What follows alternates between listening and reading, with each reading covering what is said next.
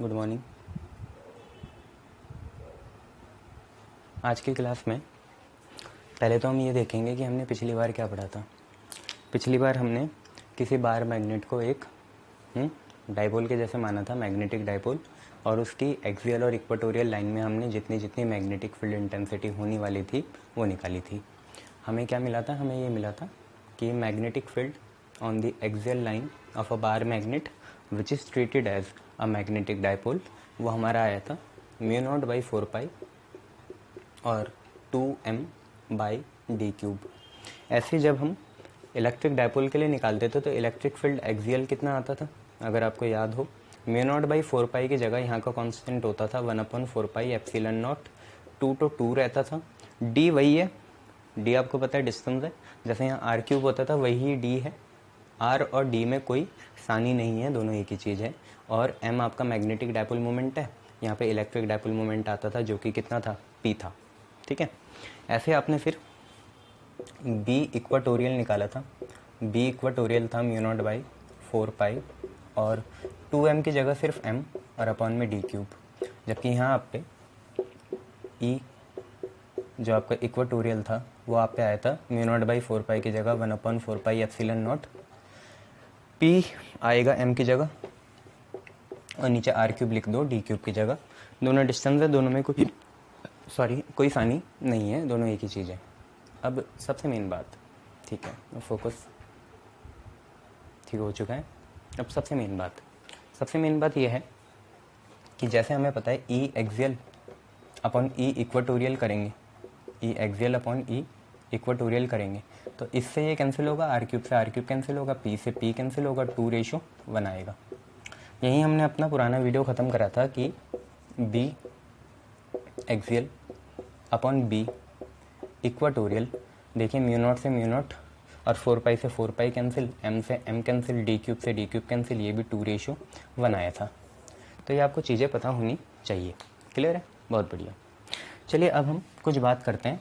कभी कभार क्या होता है, हम पे हमें पोल्स ना दे के दो बार मैग्नेट के मैग्नेटिक मोमेंट दे दिए जाते हैं। जो आपके मैग्नेटिक डाइपोल मोमेंट होते हैं वो दे दिए जाते हैं। जैसे पहले तो हमें पोल्स के मतलब मैग्नेट के पोल्स दे दिए थे, नॉर्थ साउथ, साउथ नॉर्थ। हम 4 इंटरेक्शन बना रहे थे, नॉर्थ नॉर्थ के बीच, साउथ साउथ के बीच, साउथ नॉर्थ के बीच और नॉर्थ साउथ के बीच, ये बना रहे थे। अगर अब हमें मैग्नेटिक मोमेंट दे दिए जाएँ तो हम क्या बनाएंगे? तो उसके लिए आप लोग एक नोट लिखिए, when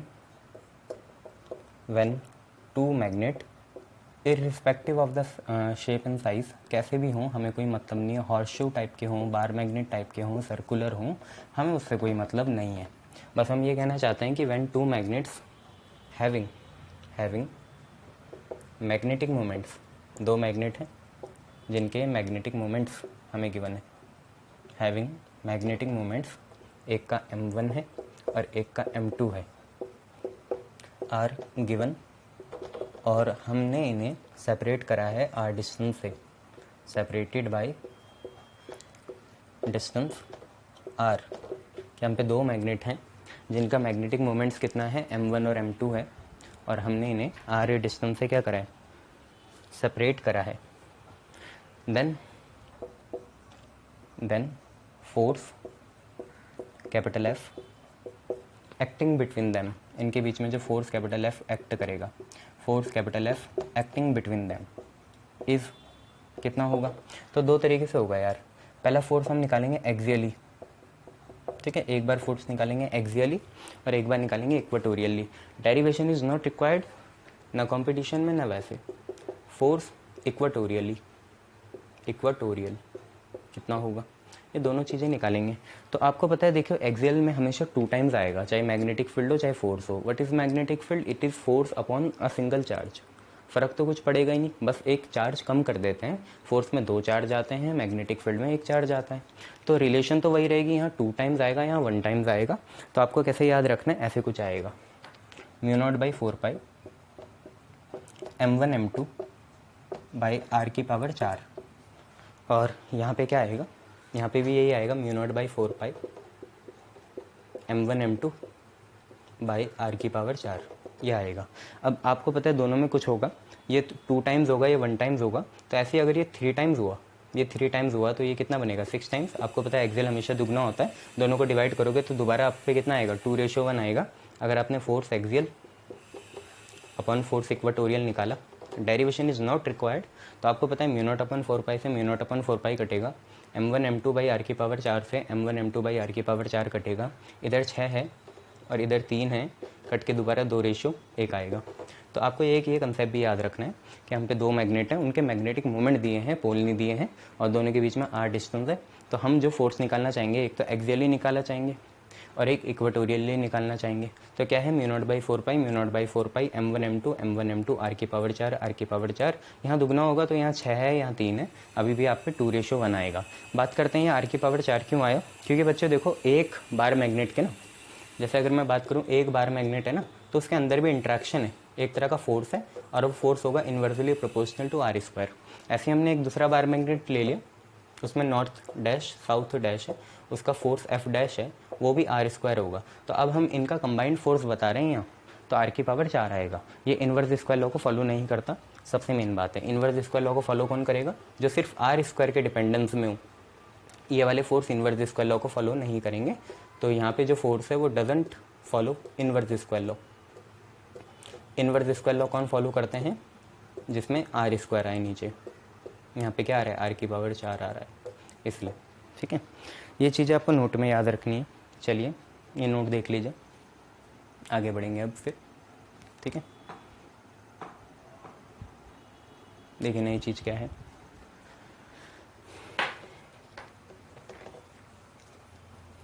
नई चीज़ आप पे कुछ ऐसी है कि आपको मैंने ये पहले ही बताया था कि नोट में लिख लेना।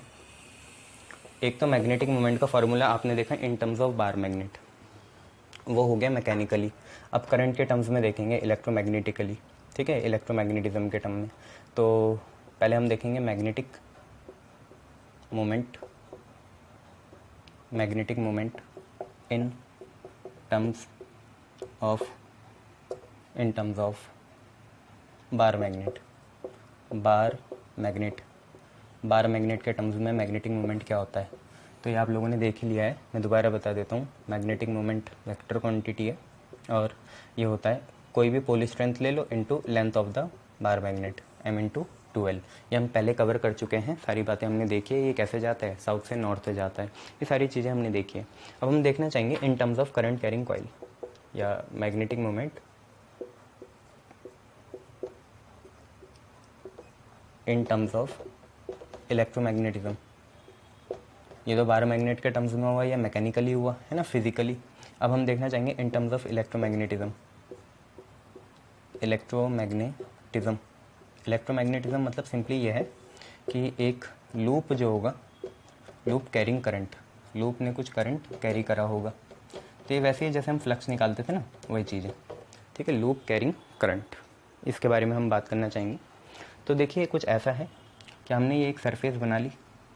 ठीक है, ये हम पे एक क्लोज सरफेस है, और मान लो इसका एरिया a मॉड है। तो यहाँ का जो एरिया वेक्टर होगा a वेक्टर, वो कैसे बना होगा भाई, देखो मैग्नीट्यूड तो यही उठाना है, और एक नॉर्मल वेक्टर निकालना पड़ेगा n कैप। वो नॉर्मल वेक्टर की डायरेक्शन या तो ऊपर होगी या नीचे होगी। ऐसे कोई जो एरिया वेक्टर होता है इस सरफेस पे अपना क्या है, इस सरफेस पे बस अपना मैग्नीट्यूड है 10 यूनिट स्क्वायर 20 यूनिट स्क्वायर, और हमने एक यूनिट वेक्टर बनाया, वो इसके यहाँ पे परपेंडिकुलर होगा। तो जो हमारा एरिया वेक्टर होगा, एरिया वेक्टर वो कैसे बनेगा, मैग्नीट्यूड तो इसी सरफेस का उठाना है, और डायरेक्शन इसे देगा इस सरफेस का नॉर्मल वेक्टर। इस एरिया वेक्टर पे अपना क्या है, अपना सिर्फ मैग्नीट्यूड है, ये हम पहले भी डिसाइड कर चुके हैं, अपना सिर्फ मैग्नीट्यूड है, डायरेक्शन कौन देगा, नॉर्मल वेक्टर। अब यहाँ से हम ये मान लेते हैं अगर इस लूप पे कोई करंट घूम रहा है, कैसे भी क्लॉकवाइज एंटी क्लॉकवाइज, उससे कोई फ़र्क नहीं पड़ता। क्लॉकवाइज जाएगा तो आपको पता है कैसा बनेगा, साउथ पोल बनेगा, पर नीचे से देखोगे तो वो कैसा होगा, एंटी क्लॉकवाइज मतलब नॉर्थ पोल। ये हम इलस्ट्रेशन देख चुके हैं। तो यहाँ पे जो मैग्नेटिक मोमेंट होता है, मैग्नेटिक मोमेंट वो होता है current into area vector, current into area vector, ये करंट इनटू एरिया वेक्टर। ठीक है, ये। पर अगर इसमें बहुत सारे लूप्स हैं, बहुत सारे क्या हैं, लूप्स हैं ऐसे, तो हमें नंबर ऑफ टर्म्स भी लगाने पड़ेंगे, तो हम NIA लगा लेंगे। पर कभी भी इसे ऐसे याद नहीं करा जाता। n क्या है, n है टोटल नंबर ऑफ टर्न्स, जितने टर्न्स होंगे। और ये n क्या है, ये n है नॉर्मल वेक्टर, नॉर्मल वेक्टर, ये हमारा नॉर्मल वेक्टर है। और ये कैपिटल N क्या है, total number of turns, number of turns, turn कितने हैं इसमें। बट आपको पता है मैग्नेटिक मोमेंट कभी भी ऐसे नहीं लिखा जाएगा, क्योंकि एरिया वेक्टर असली में ये नहीं है, ये है। तो हम लिखेंगे इसे एन आई, ठीक है। और ए वेक्टर की वैल्यू कितनी है, मॉड ए, और साथ में क्या, एन कैप। तो मैग्नेटिक मोमेंट की वही डायरेक्शन होगी जो किसकी होगी, नॉर्मल वेक्टर की होगी, ठीक है। मतलब ये भी ऊपर जाएगा ऐसे, ठीक है, मैग्नेटिक मोमेंट, ये याद रखना।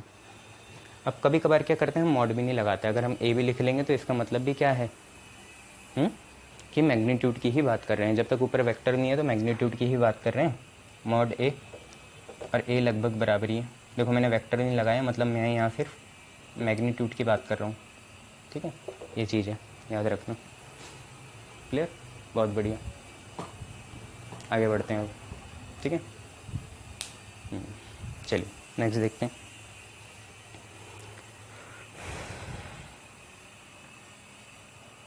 तो आपको इसका कंक्लूजन पता चला ना, कि यहाँ से अब हमें क्या पता चला फाइनली। ये दूसरा है कि अगर किसी लूप में कुछ करंट कैरी है तो वो मैग्नेटिक डाइपोल या मैग्नेट के जैसे बिहेव करेगा, ठीक है।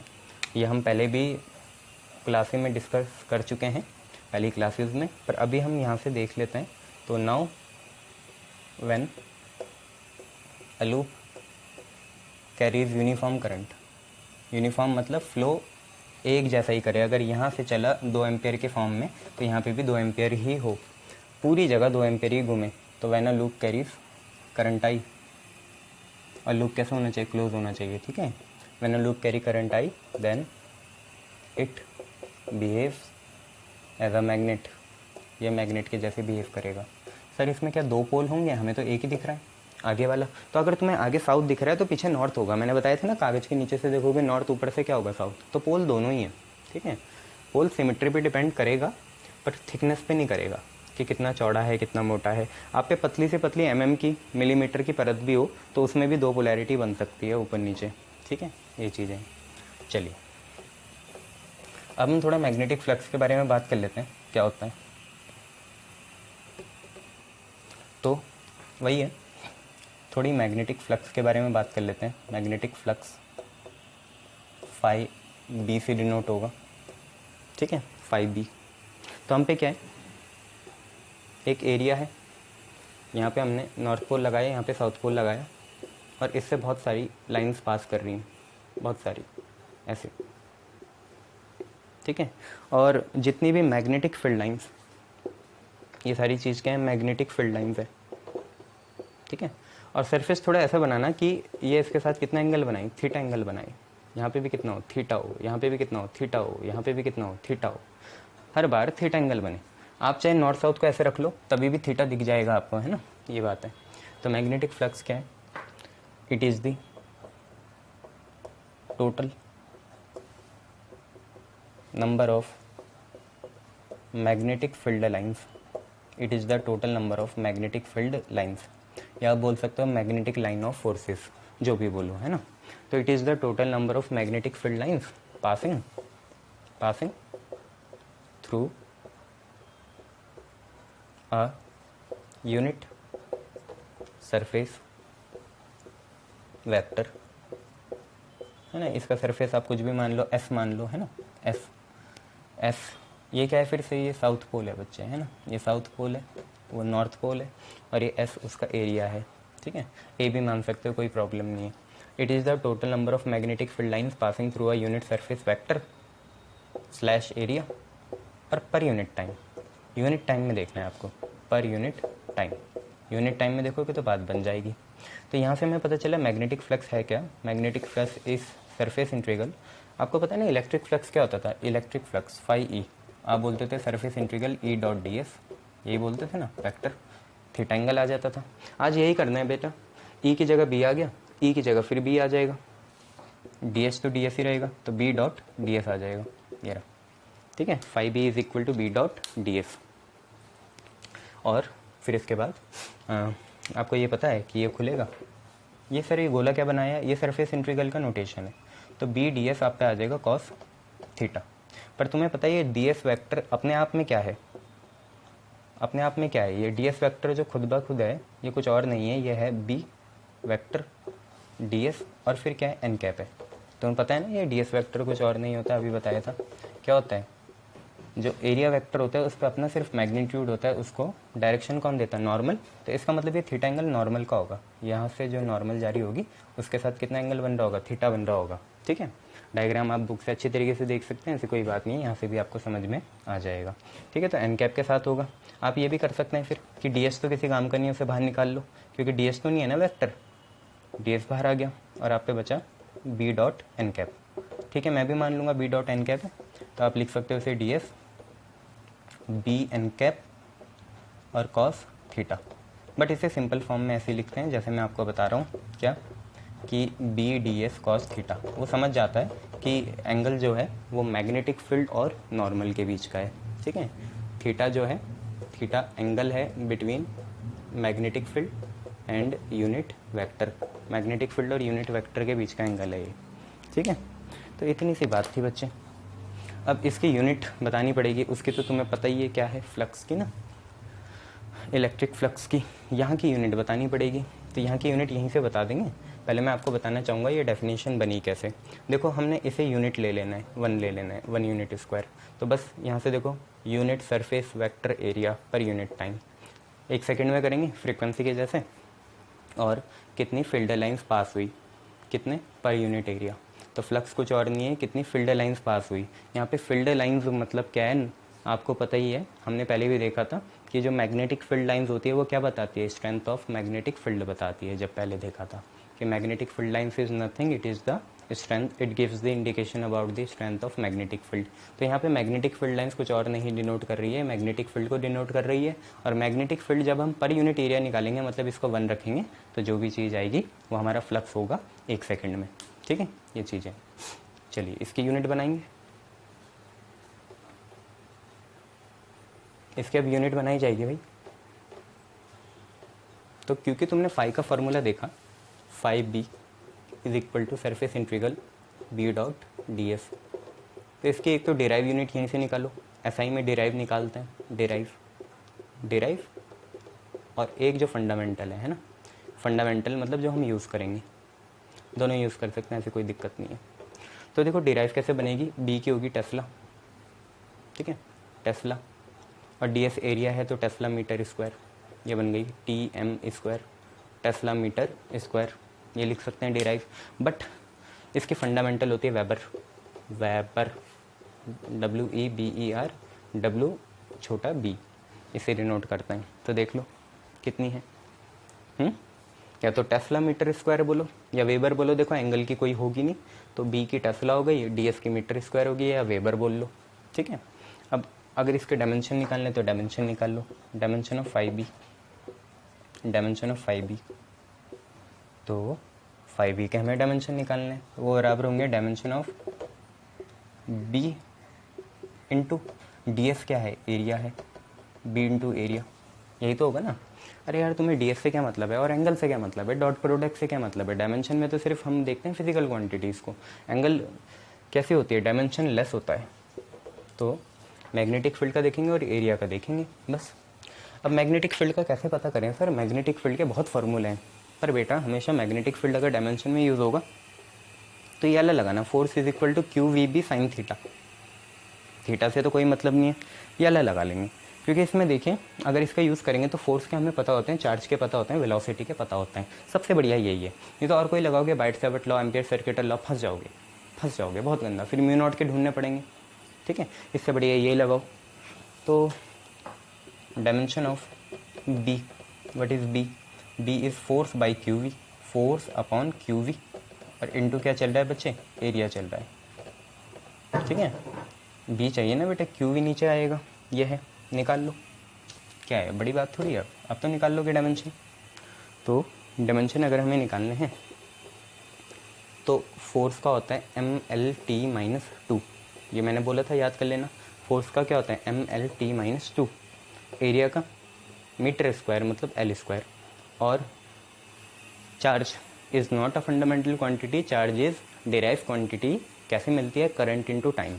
Current is charge by time, तो charge is current into time. What is charge? Charge is current into time. Current के लिए हम लगाते हैं ए और टाइम के लिए हम लगाते हैं टी। चार्ज हो गया करंट इनटू टाइम। और वेलोसिटी, वेलोसिटी होता है मीटर पर सेकंड, मतलब एल टी माइनस वन। क्या कर दिया सर ये? फोर्स का तुम्हें पता ही है क्या होता है, मास इंटू एक्सेलरेशन। मास के लिए एम आया, एक्सेलरेशन के लिए मीटर पर second square, L T minus two.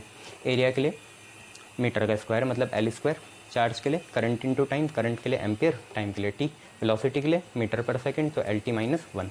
देखिए -1 से +1 कैंसिल हो गया। और बाकी चीज़ों को आप ऊपर भेज दीजिए। तो देखिए आप पे क्या आएगा। 5b के डायमेंशन क्या है? देखो m तो एक ही है ना, m तो एक ही है, तो m को एक ही लिख दिया। देन उसके बाद देखिए l क्यूब है ऊपर, 1 और 2 3, तो l क्यूब आ गया। और देखिए नीचे भी एक l है, जब ये l ऊपर जाएगा तो -1 होगा, तो 3 की पावर मतलब 3 - 1 हो जाएगा। अरे यार सर क्या करते हो? तो ठीक है ये कैंसिल कर लिया, l से l कैंसिल कर लिया। अब बताओ कितना है? l से l कैंसिल हो गया ना मेरे भाई, कितना है? l स्क्वायर है। वैसे भी 3 - 1 2 ही आता, ठीक है। और इसके बाद क्या बचा तुम पे? t की पावर कितनी है? -2, t की पावर -2। और एम्पेयर नीचे है, ऊपर जाके एम्पेयर की पावर -1 आएगी। तो एम एल स्क्वायर टी की पावर -2 ए की पावर -1 आ जाएगा। क्लियर है? बहुत बढ़िया, शाबाश, ऐसे ही बढ़ते रहो।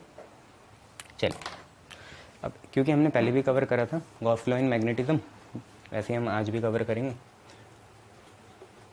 वहाँ मैंने आपको ब्रीफली बताया था, यहाँ पे और भी छोटा बताऊँगा। गॉस लॉ इन मैग्नेटिज्म पहले देख लेते हैं। गॉस लॉ इन इलेक्ट्रोस्टैटिक क्या बोलता था कि फ्लक्स जो होता था वो होता था चार्ज अपॉन एप्सिलॉन नॉट, कि किसी क्लोज सरफेस ने कितना चार्ज एनक्लोज करा है मल्टीप्लाई बाय 1/एप्सिलॉन नॉट। कभी भी गॉस लॉ को ये मत बोलना ई डॉट डी एस होता है, ये पहले से इस्टेब्लिश है, ये चीज़ पहले से हम पे कि फ्लक्स निकलता कैसे है। Flux is surface integral of electric field. But Gauss law ने क्या बताया इलेक्ट्रोस्टैटिक के कि electric flux Q by epsilon not होगा। क्यू क्या है कि किसी क्लोज सरफेस ने कितना चार्ज एनक्लोज करा है और वो मल्टीप्लाई बाई 1/एप्सिलॉन नॉट। ये मत बोलना कि ये है, 0 मार्क्स मिलेंगे। ये और ये पहले से इस्टेब्लिश है, ये इसके बराबर है, ऐसे हम बनाएंगे। और वहाँ पे 0 आया था, यहाँ पे भी 0 आएगा। तो टॉपिक का नाम Gauss's law in magnetism. Gauss's law in magnetism. Gauss law निकालना है मैग्नेटिज्म में, गॉसिस लॉ इन मैग्नेटिज्म। तो इन्होंने क्या बोला? इन्होंने ये बोला भाई सिंपल सी बात है कि अगर आपके कोई क्लोज सरफेस है, उसमें आप एक बार मैग्नेट रख दो, यहाँ पे उसका नॉर्थ हो, यहाँ पे उसका साउथ हो। नॉर्थ की magnetic pole strength -m, south की मैग्नेटिक पोल स्ट्रेंथ +m। कुछ तो डिफरेंस करना था तो ऐसे कर दिया। एब्स्ट्रैक्ट डेरिवेशन है, ये पहले ही बताया था, इसको कोई प्रूफ नहीं है, ठीक है, एक्सियोम टाइप की है। और यहाँ से बहुत सारी अगर हम फील्ड लाइन पास कराते हैं ऐसे, तो हमें मैग्नेटिक फील्ड का इंडिकेशन देगा। इसका एरिया आप ds मान लेना, ठीक है। एरिया ds है, पोल रखा अंदर, और उसने मैग्नेटिक फील्ड लाइन्स के साथ कितना एंगल बनाया? थीटा एंगल बनाया। मतलब नॉर्मल ही बनाएगा ना हमेशा, तो नॉर्मल ने कितना एंगल बनाया? थीटा एंगल बनाया, ऐसे, ठीक है। तो इन्होंने बोला कि अगर यहाँ पे हम टोटल फ्लक्स देखना चाहें, phi due to magnetic field, flux ही तो बनेगा ना जब किसी क्लोज सरफेस से मैग्नेटिक फील्ड पास करे एक्सटर्नली, तो फ्लक्स बनता है, ठीक है। ऐसे हम मान सकते हैं। सर तो ये मैग्नेट क्यों लगाया अंदर? ऐसी मेरी मर्जी है, लगा दिया। इसी मैग्नेट की वजह से मान लो ये मैग्नेटिक फील्ड प्रोड्यूस हो रही है, ठीक है, और वो इसे पेनिट्रेट कर रही है क्लोज सरफेस को। मैंने मान लिया, क्या जा रहा है? एब्स्ट्रैक्ट डेरिवेशन है, आप कुछ भी मान सकते हो। तो देखो phi due to magnetic field क्या होगा, क्योंकि यहाँ पे एक चार्ज तो है नहीं जैसे वहाँ होता था, यहाँ पे 2 पोल्स हैं नॉर्थ और साउथ, तो दोनों की वजह से कुछ ना कुछ मैग्नेटिक फील्ड बनेगी। नॉर्थ अलग मैग्नेटिक फील्ड बनाएगा, साउथ अलग बनाएगा। भूल गए क्या? अभी नहीं करा था हमने एक्सियल इक्वेटोरियल में? नॉर्थ के लिए अलग निकलती थी बी डैश, साउथ के लिए अलग निकलती थी बी, और दोनों का समेशन करते थे वाया एंगल। ऐसे करेंगे। फाई ड्यू टू बी जो है, सर आपने ये तो बताया नहीं फ्लक्स कैसी क्वांटिटी है। तो यार वहाँ फ्लक्स स्केलर थी, यहाँ पे भी फ्लक्स स्केलर है। Magnetic flux is a scalar quantity, note में लिख लो यार, कोई बात नहीं, चलता है, कुछ खुद भी डिस्कवर करो। Flux is a scalar quantity, ठीक है। It is just a number, और वो भी hypothetical. It is just a number, सिर्फ एक नंबर है, ठीक है, नंबर स्केलर होगा। तो फाई भी क्या होगा, magnetic field phi of north pole plus phi of south pole, ये होगा, ये तो होगा ना। Phi total phi of north pole और फाई ऑफ साउथ पोल, ठीक है। इसके बाद क्या होगा, इसके बाद आप यार देख सकते हो, जैसे हमने वहाँ पे करा था वैसे यहाँ पे करेंगे। आप ये देखो, मैं आपको एक शॉर्ट बता देता हूँ, शॉर्टकट ना एब्स्ट्रैक्ट के लिए, शॉर्टकट देखो शॉर्टकट क्या है। हमने देखा था इलेक्ट्रिक फ्लक्स गॉस लॉ के हिसाब से Q बाई एप्सिलॉन नॉट होता है, ठीक है भाई। इलेक्ट्रिक फ्लक्स कितना होता है, Q बाई एप्सिलॉन नॉट। ऐसे ही अगर हम मैग्नेटिक फ्लक्स बनाना चाहें, मैग्नेटिक फ्लक्स, तो Q की जगह तो देखो पोल स्ट्रेंथ आएगी M, पर तुम्हें पता है कि जब हमने लाइट की स्पीड निकाली थी तो अगर एप्सिलॉन नॉट किसी रिलेशन में नीचे है तो म्यू नॉट कहाँ आएगा, ऊपर आएगा, उल्टा करना है भाई। और अगर तुम्हें नहीं पता 1/4 पाई एप्सिलॉन नॉट कहाँ आता है, नीचे आता है, और म्यू नॉट बाई 4 पाई आता है, म्यू नॉट कहाँ आता है, ऊपर आता है। तो कहीं भी किसी भी रिलेशन में अगर हमें म्यू नॉट नीचे दे रखा है, दूसरी रिलेशन में एप्सिलॉन नॉट ऊपर होगा, और कहीं एप्सिलॉन नॉट नीचे दे रखा है तो म्यू नॉट कहाँ होगा, ऊपर होगा। तो यहाँ पे देखो एप्सिलॉन नॉट नीचे है तो म्यू नॉट कहाँ आएगा, ऊपर आएगा, ऐसे मान सकते हैं, ठीक है। तो यही फ्लक्स है। तो फ्लक्स ऑफ नॉर्थ क्या होगा, म्यू नॉट इंटू जो भी मैं, देखो सिंपल सी बात है, फ्लक्स ऑफ नॉर्थ पोल क्या होगा, म्यू नॉट लिखा, और नॉर्थ पोल का हमें मैग्नेटिक पोल स्ट्रेंथ लिखना पड़ेगा। नॉर्थ का कितना है, -m है, प्लस साउथ का देखना है तो साउथ में क्या करेंगे, यहाँ पे फ्लक्स जो हमें देखना है साउथ का देखना है तो म्यू नॉट रहेगा। फ्लक्स ही तो है ना भाई, ये दोनों फ्लक्स हैं, तो mu naught into pole strength लिखनी थी, म्यू नॉट इंटू नॉर्थ की पोल स्ट्रेंथ -m हो गई, और म्यू नॉट इंटू साउथ की पोल स्ट्रेंथ +m हो गई। इससे ये कैंसिल हो गया, कितना आ गया, 0 आ गया। ये एक एब्स्ट्रैक्ट डेरिवेशन है, काम की नहीं है। तो हमें ये पता चला टोटल फ्लक्स 0 आएगा, ठीक है। तो शॉर्टकट आप लोगों को समझ में आ गया। अब आगे बढ़ते हैं। देखो इसका स्टेटमेंट ये आएगा, अकॉर्डिंग टू इट, इसके हिसाब से द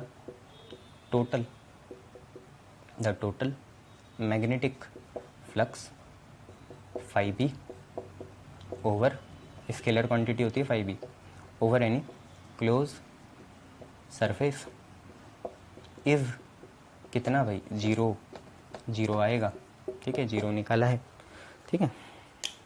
थ्रू एनी या ओवर या through any close surface is 0, ये चीज़ें हैं, ठीक है, याद रखना। Very good. चलिए हमारा नेक्स्ट टॉपिक है वही, इसके बाद आप लोगों को प्रेडिक्ट हो गया होगा, हम टॉर्क के बारे में बात करेंगे। जैसे वहाँ देखा था वैसे यहाँ देखेंगे। तो आपका टॉपिक है कि आपको बार मैग्नेट को रखना है यूनिफॉर्म 2 डायमेंशनल इलेक्ट्रिक फील्ड में, नहीं मैग्नेटिक फील्ड में, ठीक है सर। तो हम लिखेंगे bar magnet in a uniform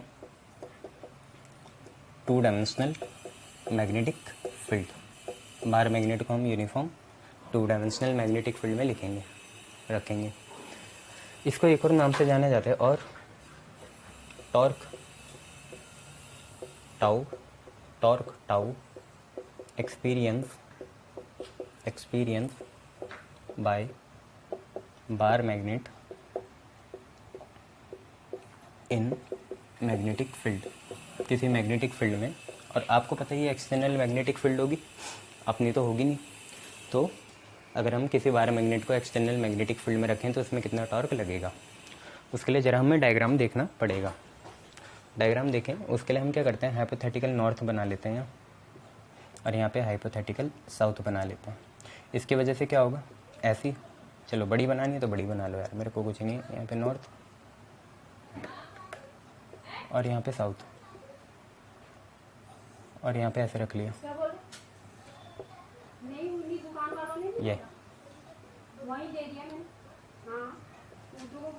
ये हमने एक्सटर्नल मैग्नेटिक फील्ड बना ली, ठीक है। और ये इसकी मैग्नेटिक फील्ड लाइन्स है। आपको पता है मैग्नेटिक फील्ड लाइन्स क्या इंडिकेट करती है, एक्सटर्नल मैग्नेटिक फील्ड को करती है नॉर्थ पोल साउथ पोल, और ये मैग्नेटिक फील्ड लाइन्स है। अब यहाँ हमने एक बार मैग्नेट रखा, ठीक है। चलो जितने एरिया पे हम रखना चाहेंगे उसको हम मिटा देते हैं, ठीक है, आपको पता ही है। तो ये हमने एक बार मैग्नेट रख लिया, ऐसे, ठीक है। ये हमने बार मैग्नेट रख लिया। चलो इसका साउथ यहाँ बनाना, नॉर्थ यहाँ बनाना, क्योंकि आपको पता है मैग्नेटिक डाइपोल मोमेंट ऐसे जाएगा और यहाँ की जो पोल स्ट्रेंथ है और यहाँ की जो पोल स्ट्रेंथ है आपको पता है एम है, ठीक है, बहुत बढ़िया। तो होगा क्या, आपको पता है जब भी कोई बार मैग्नेट किसी मैग्नेटिक फील्ड के अंदर जाता है तो आपको पता है उसमें क्या लगता है, फोर्स लगता है, ठीक है। वो फोर्स होगा कितना यार, फोर्स इलेक्ट्रिक फील्ड का क्या था, फोर्स क्या था, क्यू ई था ना, Q E, electric field is force upon charge, Q E था। तो यहाँ हो जाएगा क्यू की जगह एम और ई की जगह कितना B, force is equal to M B. कैसे याद करेंगे, क्यू ई से, क्यू का काम कौन कर रहा है, पोल स्ट्रेंथ, और ई का काम कौन कर रहा है, मैग्नेटिक फील्ड कर रहा है। तो यहाँ पे एम बी आ गया। तो साउथ की वजह से मान लो ऐसे लग गया फोर्स, और नॉर्थ की वजह से मान लो ऐसे लग गया फोर्स, ठीक है। एक प्लस लगेगा एक माइनस लगेगा, जैसा आपको मर्जी है, कैसे भी बना लो आप, ऐसे कोई दिक्कत नहीं है, ठीक है। तो एक तो ये हो गया, इसको बोल लेंगे एम बी, और एक इधर हो जाएगा एम बी, दो फोर्स हो जाएंगे, है ना। F2 इसे मान लो, या इसे मान लो force due to north pole, और इसे मान लो force due to south pole, दोनों बना लिए।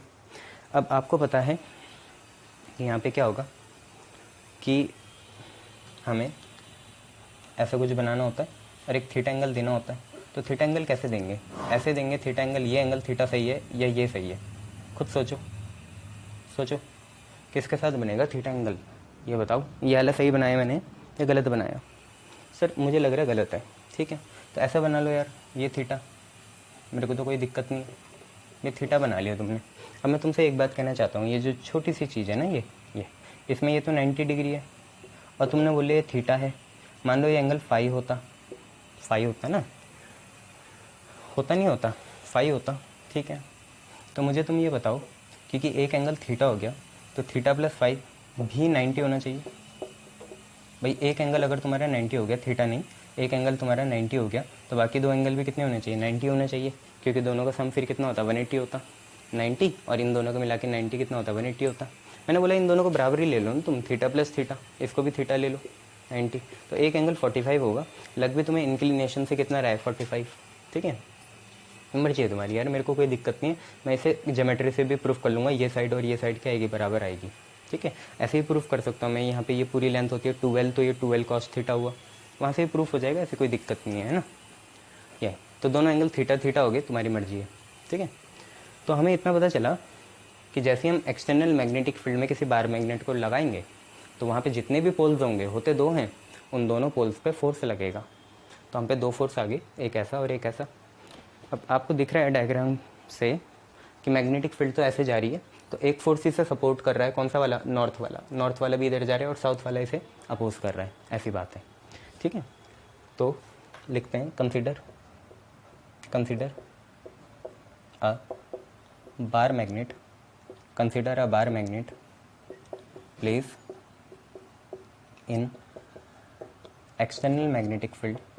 एक बार मैग्नेट को हम एक्सटर्नल मैग्नेटिक फील्ड में डालें such that it makes angle theta. कितना एंगल बनाया इसने, थीटा एंगल बनाया, ये बात है, ठीक है। एक बार मैग्नेट को हमने प्लेस करा किस में, एक्सटर्नल मैग्नेटिक फील्ड में, सच दैट इसने कितना एंगल बनाया, थीटा बनाया। नाउ लेट क्या है, एफ क्या है, एम बी के बराबर है, एम बी, और एक है फोर्स इन नॉर्थ पोल, या force due to north pole, या force experience by north pole, जैसा आपको बोलना है, force experience by south pole, force experience by north pole. ये होगा माइनस एम बी या प्लस एम बी, आपकी मर्जी है, कोई इससे दिक्कत नहीं होती। यहाँ तो पोल स्ट्रेंथ हमें जीरो तो करनी नहीं है, तो ये है बस। डायरेक्शन बहुत ज़रूरी है। डायरेक्शन क्या ज़रूरी है, देखो साउथ पोल इधर लग रहा है, साउथ पोल वाला फोर्स इधर लग रहा है, मैग्नेटिक फील्ड ऐसे जा रही है, दोनों के बीच में कैसा है, एंटी पैरेलल है। तो हम लिख लेंगे ये कैसे लग रहा है, साउथ वाला अपोजिट टू बी एक्सटर्नल या बी, और ये है अलोंग बी। अब आप ये देखो, ये इक्वल एंड अपोजिट है, क्या ये कैंसिल हो जाएंगे, नहीं होंगे भाई। क्यों होंगे कैंसिल, ये कैंसिल कब होते हैं, जब ये साउथ पोल भी इधर आ जाता और ये ऐसा होता, नॉर्थ पोल का इधर लग रहा है, साउथ पोल का इधर लग रहा है, तो ये अब कैंसिल हो जाते, जब इनकी क्या होती है, line of action LOA, line of action क्या हो, सेम हो, LOA, लाइन ऑफ एक्शन क्या हो, सेम हो। पर आज देखो कितनी अजीब सी विडम्बना है, एक ऐसा है, एक ऐसा है, एक ऐसा है। लाइन ऑफ एक्शन होनी ये चाहिए थी पर ये डेविएट हो गई इतना, ठीक है।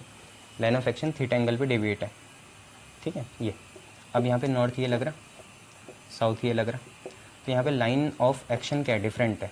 कैसे, देखो इसकी लाइन ऑफ एक्शन ये रही, ये लाइन ऑफ एक्शन फर्स्ट हो गया, और इसकी लाइन ऑफ एक्शन ये रही, ये लाइन ऑफ एक्शन सेकंड हो गया। दोनों में देखो थीटा एंगल का फ़र्क है, देख लो ना डेविएटर की। अगर ये दोनों सेम ही हो जाए कहीं बीच में तो जीरो हो सकता है, आज तो होगा नहीं, क्योंकि देखो साउथ पोल की लाइन ऑफ एक्शन ये रही परपेंडिकुलर वाली, और नॉर्थ पोल की लाइन ऑफ एक्शन ये रही। इसे फेयर में बना लेना, ऐसी कोई बात नहीं है, मेरे को कोई दिक्कत नहीं है, ठीक है। ये तो आज तो ये कैंसिल नहीं होंगे, ठीक है। आज इनकी लाइन ऑफ एक्शन क्या है, अलग अलग है, तो इसलिए कैंसिल नहीं होंगे, ठीक है। तो दीज फोर्सेस, ये जो फोर्सेस है बीइंग इक्वल, प्रेजेंट कंटिन्यूस है ये, चलो छोड़ो कोई बात नहीं। These forces being equal unlike, है ना, and having different line of action, and having different line of action. ये सबसे मेन बात है कि इनकी लाइन ऑफ एक्शन क्या अलग है, ठीक है। ये फोर्सेस इक्वल तो हैं, अनलाइक तो हैं, बट इनकी लाइन ऑफ एक्शन क्या है, काफ़ी अलग है। So they do not cancel out each other, ये एक दूसरे को कैंसिल नहीं करेंगे। So they do not cancel out each other, एक दूसरे को ये कैंसिल नहीं करेंगे। इंस्टेड ये क्या करेंगे, कपल बना लेंगे, जोड़ा बन जाएगा। Instead they form a couple, एक कपल बना लेंगे जो चाहेगा कि डायपोल मैग्नेटिक फील्ड की ही डायरेक्शन में हो जाए, ये हमारा जो बार मैग्नेट है वो मैग्नेटिक फील्ड की ही डायरेक्शन में आ जाए। तो instead they form a couple which tries to rotate the dipole, rotate the dipole in, पता नहीं कौन सी डायरेक्शन है भाई, अंडरलाइन मान लेते हैं, इन समथिंग डायरेक्शन या सम डायरेक्शन, सो दैट डायपोल, ये जो आपका बार मैग्नेट है,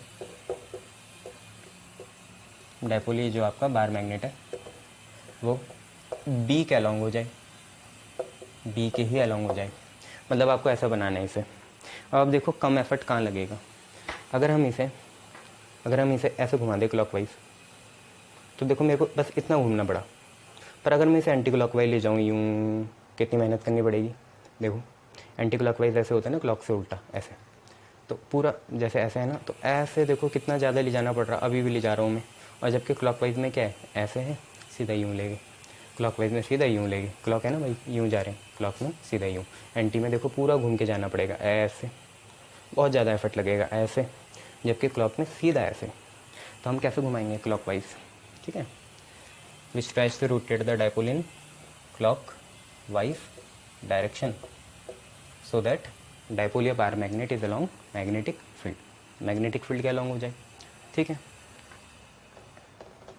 तो इतना हमें समझ में आ गया। इसका मतलब सिंपल सी बात यह है कि ये सारी कंडीशन टॉर्क की है।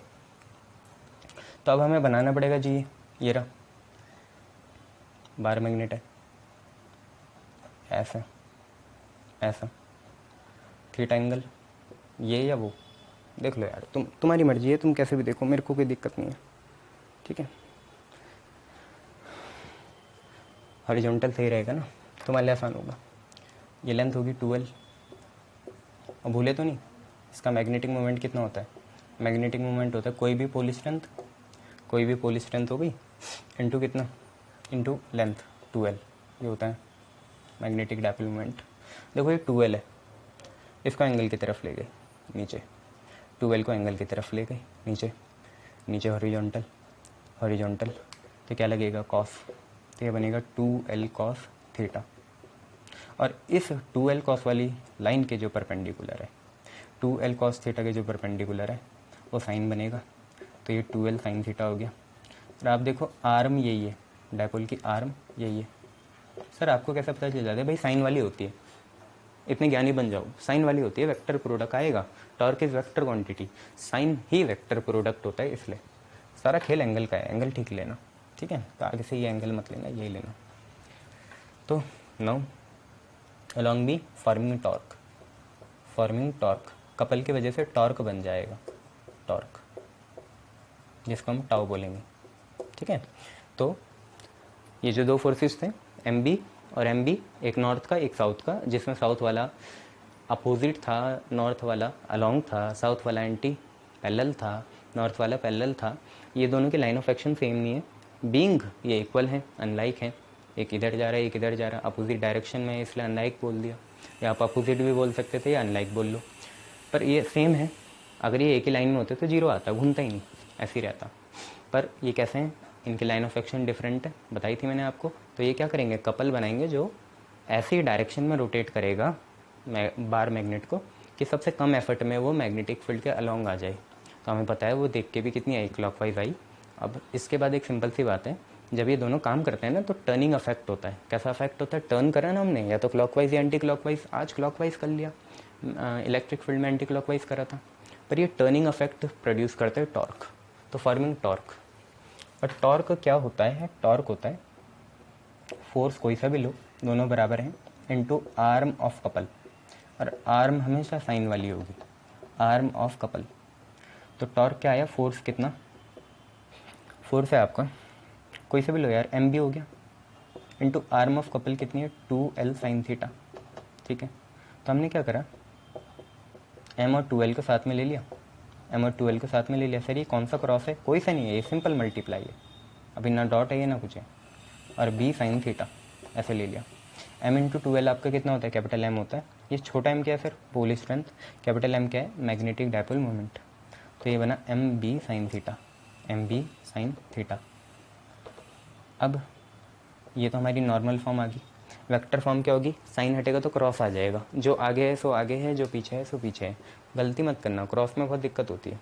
तो टॉर्क हो गया M cross B, M cross B, M cross B, ये हो गया, ठीक है। एंगल आपको पता है किस किस के बीच में, डायपोल मोमेंट और मैग्नेटिक फील्ड के, भाई देख लो, डायपोल मोमेंट और मैग्नेटिक फील्ड के बीच का है, इसलिए मैंने पहले से वो बनाया ही नहीं था, ठीक है। अब अगर हमसे ये पूछ लिया जाए कि टॉर्क की डायरेक्शन क्या होगी, तो मान लो एक एक्स वाई प्लेन है, एक्स वाई प्लेन है, और मान लो इसमें एक्स एक्सिस हमारी एक यूनि डायरेक्शनल मैग्नेटिक फील्ड को डिनोट कर रही है, और जो हमारी वाई एक्सिस है वो हमारे मैग्नेटिक मूवमेंट को डिनोट कर रही है। तो टॉर्क की डायरेक्शन ऐसे होगी, ऐसे, या तो आप ऐसे भी मान सकते हो कि अगर ये किसी प्लेन के अंदर हो, अगर ये किसी प्लेन के अंदर हो, क्योंकि आपको पता है ये मैं जेड एक्सिस ही दिखा रहा था, पर कोई बात नहीं। अब अगर ये प्लेन है तो इस प्लेन के परपेंडिकुलर होगी, मतलब टॉर्क ऐसे निकल रहा होगा, इस प्लेन के भी परपेंडिकुलर, ये तो ये सारा मिड गया ना बच्चों। अब ये इसी की बात कर रहा हूँ मैं, है ना, रियल टाइम में चलोगे तो कंफ्यूज नहीं होंगे। तो the direction of torque is perpendicular to plane continue, perpendicular to plane continue. कौन कौन सा प्लेन के अंदर क्या क्या है बच्चे, एक तो मैग्नेटिक डायपोल मोमेंट है, और क्या है, एक एक्सटर्नल मैग्नेटिक फील्ड है, इन दोनों के, ठीक है। टॉर्क की डायरेक्शन ये है, क्लियर, बहुत बढ़िया, शाबाश, समझदार, चतुर, निपुण, आगे बढ़ते हैं। चलो, जब अगर हमने अब टॉर्क की बात कर ली तो स्पेशल केसेस में बस इसका एक वो देखेंगे और एक वो देखेंगे। सर क्या वो टॉर्क मैक्सिमम, टॉर्क मिनिमम, ये देखना है। टॉर्क तुम्हें पता है क्या होता है, एम बी साइन थीटा होता है, एम बी साइन थीटा। और ये थीटा एंगल क्या है, नॉर्मल का यहाँ कोई कंसेप्ट नहीं है, यहाँ मैग्नेटिक डायपोल मोमेंट और मैग्नेटिक फील्ड के बीच का है। तो एक तो टॉर्क मिनिमम देखेंगे, टॉर्क मिनिमम कब होगा, और एक देखेंगे टॉर्क मैक्सिमम, एक टॉर्क मिनिमम और एक टॉर्क मैक्सिमम। देखिए टॉर्क मिनिमम के लिए साइन थीटा की मिनिमम वैल्यू होनी चाहिए, मिनिमम यहाँ माइनस नहीं है, यहाँ पे जीरो है, आपको डोमेन लेने पड़ता है, ऐसे थोड़ी कि कुछ भी ले लोगे। और मैक्सिमम के लिए साइन थीटा की मैक्सिमम वैल्यू होनी चाहिए, जो कि होती है 1। साइन की वैल्यू जीरो आती है, जीरो पे थीटा एंगल जीरो होगा। और साइन की वैल्यू 1 कब आती है? जब थीटा एंगल कितना हो? 90 हो। साइन 90 कितना होगा? 1 होगा। और साइन 0 कितना होगा? 0 होगा। अब अगर आप डालोगे तो टॉर्क मिनिमम की वैल्यू यहाँ पे कितनी आ गई? टॉर्क मिनिमम की देखो, एम बी साइन 0 0 होता है, तो टॉर्क मिनिमम आया है 0। और यहाँ पे एम बी और साइन 90 है, साइन 90 होता है 1, तो टॉर्क मैक्सिमम की वैल्यू कितनी आई? ध्यान से देखो, साइन 90 हो गया 1, बचा एम बी, तो टॉर्क मैक्सिमम की वैल्यू आई एम बी। ठीक है, ये याद रखना। क्लियर? Very good.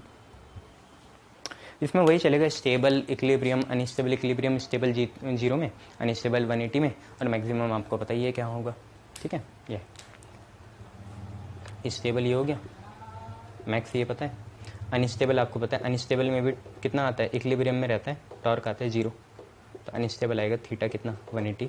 जैसे इलेक्ट्रोस्टैटिक में चला वैसे ही यहाँ पे भी चलेगा। अब हमने टॉर्क पढ़ लिया, अब हमें ये देखना पड़ेगा कि हमें लड़ना है इससे, हमें टॉर्क के कुछ अगेंस्ट काम करना है। हम तो नहीं करेंगे, हम मतलब कौन? मैग्नेटिक डायपोल ही करेगा। और वो काम तब एक्शन में आएगा, या वो एनर्जी तब एक्शन में आएगी जब टॉर्क अपने मैक्सिमम पावर में होगा। मतलब वो मैक्सिमम हमें रोटेट करना चाहेगा। हम कौन? Bar magnet. तो हमें मैक्सिमम रोटेट करना चाहेगा और हमें उसे अपोज करना है। तो हम पे एक ऐसी एनर्जी होनी चाहिए जिसे हम स्टोर करके रख सकें। काइनेटिक एनर्जी कभी भी स्टोर नहीं होती, वो एक बार लग जाती है ड्रिफ्ट में, मोशन में। हम स्टोर करने वाली एनर्जी चाहिए जो कि होती है पोटेंशियल एनर्जी। वो पोटेंशियल एनर्जी डायपोल में स्टोर होकर रहेगी और कब काम आएगी? जब टॉर्क अपना रंग दिखाएगा, जब टॉर्क रोटेट करना चाहेगा और हमें उसे अपोज करना है। वो ऐसे ले जाना चाह रहा है, हमें अपोज करना है, वो ऐसे ले जाना चाह रहा है, हमें अपोज करना है। तो यूज़ होगी पोटेंशियल एनर्जी। कौन सी एनर्जी? Potential energy. ठीक है, ये तो हम देखेंगे potential energy of magnetic dipole in external magnetic field. यह है।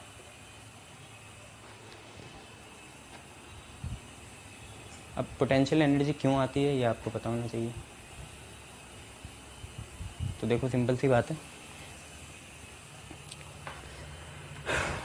It is the energy possess, spelling देख लेना, it is the energy possess by magnetic dipole या बार मैग्नेट, है ना, बात एक ही है। और क्यों होती है? बाय वर्च्यू ऑफ इट्स, या तो शेप या साइज या ओरिएंटेशन या एंगल, जो भी हो। तो by virtue of its position, its position या एंगल, ओरिएंटेशन, एंगल मतलब orientation, by virtue of its position या orientation with respect to magnetic field. ठीक है, it work against the torque, torque के अगेंस्ट काम करती है। तो it work against the torque, torque के अगेंस्ट काम करती है। टॉर्क पॉजिटिव होगा या नेगेटिव होगी, टॉर्क क्लॉकवाइज होगा या एंटी क्लॉकवाइज होगा, ऐसे समझ सकते हो आप लोग। तो it work against the torque, हमें पता है टॉर्क का, वी नो दैट, हम जानते हैं टॉर्क हमारा आया M cross B, M cross B, angle है एम और बी के बीच का, ये बना एम बी साइन थीटा। आपको पता है क्लॉकवाइज करना चाहता है डायपोल को और हमें इसके अगेंस्ट काम करना है, कुछ काम करना पड़ेगा। तो this torque tries to rotate magnetic dipole in clockwise direction, rotate magnetic dipole in clockwise direction. और हम नहीं चाहते ये क्लॉकवाइज हो, हमें ओरिजिनल पोजीशन ही चाहिए। ऐसा है तो ऐसे ही रहे, टॉर्क चाहता है ऐसे हो जाए, या ऐसा है टॉर्क चाहता है ऐसे हो जाए, हम नहीं चाहते। तो अगर टॉर्क ऐसे लगा रहा होगा फोर्स तो हमें ऐसे लगाना है, अगर टॉर्क का अफेक्ट टर्निंग वाला ऐसे है तो हमें ऐसे करना है। ठीक है, तो हमें अगेंस्ट काम करना है। और हम एकदम से रंग नहीं दिखाएंगे, क्योंकि टॉर्क भी क्या होता है, एकदम से अपना पूरा एफिशिएंसी से काम नहीं करता, वो थोड़ा एंगल करेगा, हम थोड़ा करेंगे, और थोड़ा और थोड़ा, एकदम ऐसे करेंगे। ठीक है, so small amount of work is, हमने क्या लिखा, energy possessed by the magnetic dipole bye virtue of its position या ओरिएंटेशन, इसे हम पोटेंशियल एनर्जी कहते हैं। पोटेंशियल एनर्जी को यू से डिनोट करते हैं, स्केलर क्वांटिटी होती है। ये टॉर्क के अगेंस्ट काम करता है, टॉर्क हमें पता है एम क्रॉस भी होता है, एम बी साइन थीटा। ये टॉर्क चाहता है कि मैग्नेटिक डायपोल क्लॉकवाइज डायरेक्शन में हो जाए और हम इसके अगेंस्ट काम करना चाहते हैं। तो स्मॉल अमाउंट ऑफ वर्क, जिसे हम डी डब्ल्यू बोलेंगे, is done against turning effect of torque. हमें टॉर्क के टर्निंग इफेक्ट के अगेंस्ट काम करना पड़ेगा, ठीक है। हम चाहते हैं कि हम अगेंस्ट काम करें, किसके, टॉर्क के टर्निंग इफेक्ट के, ठीक है। साफ आ रहा है, हाँ साफ आ रहा है, टर्निंग इफेक्ट ऑफ टॉर्क। तो कैसे करेंगे, सिंपल सी बात है, करना कुछ ही नहीं, हम लिखेंगे, देखो हमें पता है वर्क होता है फोर्स इनटू डिस्टेंस, हमें पता है ये होता है लीनियर मोशन में। आज हम कर रहे हैं रोटेशनल मोशन, टर्निंग वाला, तो वर्क रहता है, मतलब जनरली लीनियर में वर्क होता है फोर्स इनटू डीएफ, है ना। अब ये होता है लीनियर मोशन में, टर्निंग में क्या होगा, फोर्स का काम कौन करेगा, टॉर्क, और डीएफ का काम करेगा डी थीटा। तो डी डब्ल्यू हो जाएगा टॉर्क डी थीटा, ठीक है। फोर्स का काम टॉर्क करेगा और डिस्प्लेसमेंट का काम एंगुलर डिस्प्लेसमेंट करेगी थीटा। इसे आगे बढ़ाएंगे, टॉर्क की वैल्यू हमें पता है कितनी है, एम बी साइन थीटा, और यहाँ लिख लेंगे डी थीटा, ऐसा आ गया। ये small amount of work done है, ठीक है, कितना, D W is M B sine theta D theta. Now अब हम टोटल वर्क डन करना चाहते हैं। मान लो टॉर्क चाहता है, ये हमारे इनिशियल, देखो ये हॉरिजॉन्टल है, और मान लो ये इनिशियल एंगल थीटा 1 है, इसने थीटा 2 कर दिया, थीटा 1 से थीटा 2, थीटा 1 से थीटा 2। हम चाहते हैं थीटा 2 से थीटा 1 आ जाए, आई बात समझ में। या ये क्या करना चाहता था, ये ऐसे करना चाहता है ना, मैग्नेटिक फील्ड ऐसे है, ये एंगल थीटा 2 है, ये से थीटा 1 ला गया, हम चाहते हैं थीटा 1 से थीटा 2 आ जाए। तो अब हमें टोटल वर्क करना है कि हम दो ओरिएंटेशन, मतलब थीटा 1 और थीटा 2 के बीच में कितना हमें काम करना पड़ेगा वो निकालना है। क्योंकि टॉर्क चाहता है कि हमारा डायपोल थीटा 2 से थीटा 1 हो जाए, हम चाहते हैं थीटा 1 से थीटा 2 हो जाए, ठीक है। जैसा है वैसे ही रहे। तो नाउ टोटल वर्क W, है ना, फ्रॉम थीटा 1 एंगल से थीटा 2।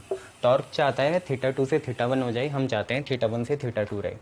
तो देखो यार, टोटल वर्क निकालना है, तुम्हें पता है वो कैसे निकलेगा, डी डब्ल्यू का इंटीग्रेशन करके, क्योंकि डी से इंटीग्रेशन कैंसिल हो जाएगा, डब्ल्यू ही आएगा, ये इससे कैंसिल हो जाता है, ठीक है। तो टोटल वर्क होगा इंटीग्रेशन ऑफ डी डब्ल्यू, पर डी डब्ल्यू कुछ और नहीं है, डी डब्ल्यू ये रहा, कितना, M B sine theta D theta, शाबाश। और एंगल है इनिशियल थीटा 1, फाइनल है थीटा 2। टॉर्क क्या करना चाह रहा था, टॉर्क थीटा 2 से थीटा 1 करना चाह रहा था, हम थीटा 1 से थीटा 2 करना चाह रहे हैं, ठीक है, ये बात है। तो टॉर्क हुआ M B sine theta D theta. अब देखो एम और बी तो कांस्टेंट है, एम बी बाहर आया, आपके बचा इंटीग्रेशन थीटा 1 से लेकर थीटा 2 और साइन थीटा और डी थीटा। साइन का इंटीग्रेशन होता है माइनस कॉस, तो डब्ल्यू की वैल्यू आई, एम बी अंदर से आया माइनस कॉस थीटा, इंटीग्रेशन हो गया भाई, है ना, बाई वालो देख लो, साइन का इंटीग्रेशन हो गया माइनस कॉस। अब लिमिट है, और लिमिट आपको पता है कैसे होती है, upper limit minus lower limit होती है, पता है ना ये आपको, upper limit minus lower limit. पर उससे पहले माइनस को बाहर भेज दो, तो माइनस एम भी बाहर आया, आप पे बचा कॉस थीटा, कितना, थीटा 1 से लेकर थीटा 2, शाबाश। Upper limit minus lower limit, एक बार थीटा की जगह हम थीटा 2 डालेंगे और एक बार थीटा की जगह थीटा 1 डालेंगे, ये बात है।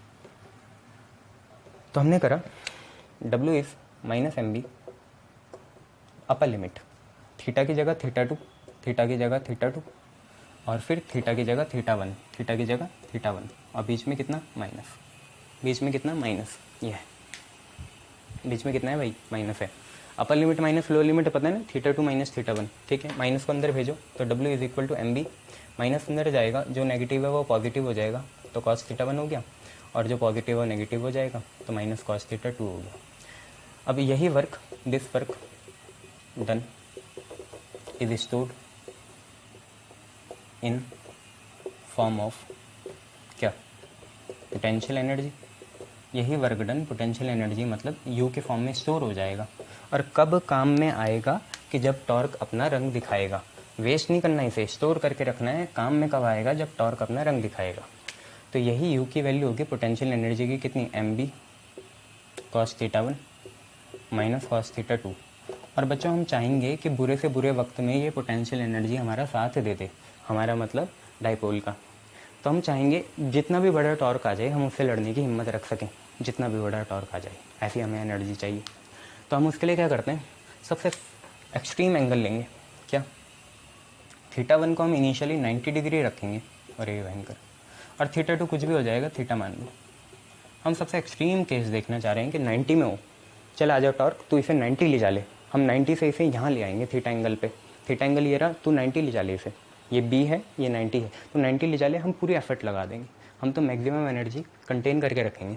तो अगर आप ये लगा दो तो यू की वैल्यू कितनी आ जाएगी? mb कॉस थीटा 1 की जगह 90 माइनस कॉस थीटा 2 की जगह थीटा। बच्चों कॉस 90 जीरो होता है, u is equal to mb cos 90 हो गया जीरो, कॉस थीटा रहा। ठीक है, कॉस 90 हो गया जीरो, और कॉस थीटा रहा। जीरो माइनस कॉस थीटा हो गया माइनस कॉस थीटा। तो इसे लिख सकते हैं ऐसे, माइनस mb कॉस थीटा। और बच्चों अब कॉस आ गया, कॉस हटेगा तो डॉट प्रोडक्ट आएगा। तो इसे लिखेंगे m डॉट b ऊपर वेक्टर ऐसे। सर क्या u के ऊपर वेक्टर लगाना है? नहीं, ऐसी बात है। कितना आया? u is equal to minus m dot b। Sir dot क्यों लगाया? क्योंकि पोटेंशियल एक स्केलर क्वांटिटी है तो डॉट प्रोडक्ट लगाना ज़रूरी था। ठीक है, ऐसी बात है, स्केलर क्वांटिटी थी इसलिए डॉट प्रोडक्ट लगाना ज़रूरी था। आपको ये पता है, देखो u मैक्स कब आएगा? मैक्सिमम जब थीटा एंगल जीरो हो। क्यों? क्योंकि कॉस जीरो कितना होता है? 1 होता है। ठीक है, तो जब थीटा एंगल जीरो होगा तो मैक्सिमम आएगा, और इस मैक्सिमम की वैल्यू कितनी होगी? ध्यान से देखो, कॉस जीरो हो गया 1, तो यू मैक्स आएगा माइनस mb। ठीक है, और अगर आप यहाँ यू मिनिमम निकालना चाहें, यू मिनिमम, तो वो तब होगा जब कॉस 90 हो। क्योंकि कॉस 90 जीरो होता है, तो आपको पता चल गया थीटा को 90 रखना पड़ेगा, और यू मिनिमम की वैल्यू कितनी आ जाएगी? जीरो आ जाएगी। ठीक है, ये थीटा एंगल 90 रखना आ जाएगी। क्लियर? बहुत बढ़िया।